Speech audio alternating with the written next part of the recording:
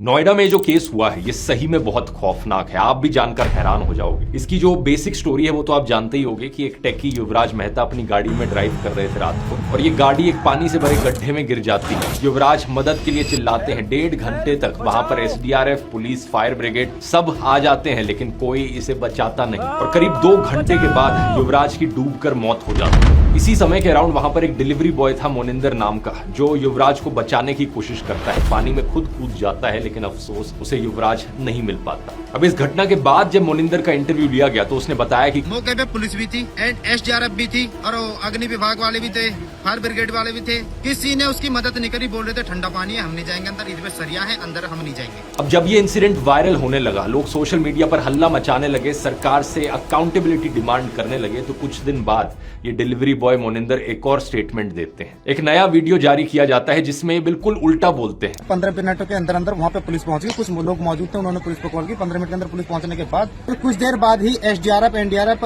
Fire brigade सब ही समय पर पहुंच चुके थे। उन्होंने पूरी मशक्कत के बाद लगभग कुछ समय बाद ही उसे बहुत जल्दी रेस्क्यू कर लिया था लड़के को। अब आप सोचोगे आखिर सच क्या है। मोनिंदर से जब एक और बार फिर पूछा गया तो उसने फाइनली हिम्मत जुटाकर हिंदुस्तान टाइम्स को सारा सच बता दिया। उसने बताया कि कैसे पुलिस ने उसे थाने बुलाया है, एक स्क्रिप्ट दी और जबरदस्ती पुलिस के फेवर में वीडियो रिकॉर्ड उससे करवाया गया। पुलिस ने उसे 4.5 घंटे तक पार्क में बिठा कर रखा था और धमकाते हुए कहा था 5-10 दिन के लिए गायब हो जा, केस तो 2-3 दिन में मीडिया से हट ही जाएगा लेकिन तू तो यहीं रहता है। सोचकर देखो दोस्तों, सरकार एक तो कितनी निकम्मी है कि बेसिक फैसिलिटीज तक सिटीजंस को नहीं प्रोवाइड कर पा रही है और दूसरा जब सच सामने आता है तो गुंडों की तरह बिहेव करते हैं सच को दबाने के लिए। मैं आपको बता दूं, जिस सड़क पर युवराज ड्राइव कर रहे थे उस सड़क का डिजाइन देखो, ऐसे 90 डिग्री के एंगल पर कहीं किसी डेवलप्ड कंट्री में आपको कोई सड़क नहीं दिखेगी। पहले तो इतने घटिया तरीके से एक सड़क बनाई गई, दूसरा कोई बैरियर तक नहीं लगाया गया और तीसरा जब मदद की जरूरत थी ना तो वहां की एडमिनिस्ट्रेशन, पुलिस या फायर ब्रिगेड के पास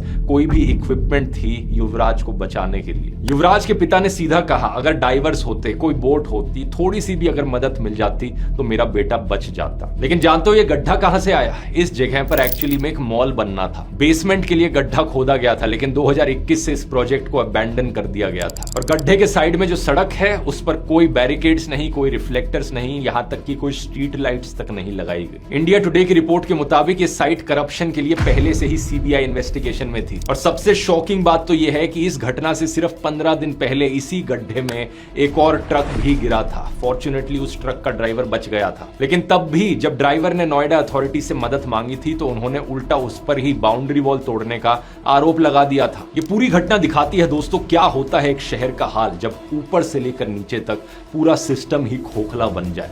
नोएडा में बीजेपी की ट्रिपल इंजन सरकार है, ऊपर से लेकर नीचे तक सब कुछ बीजेपी के कंट्रोल में है। यहां तक कि नोएडा की डीएम पता है कौन है? ज्ञानेश कुमार की बेटी।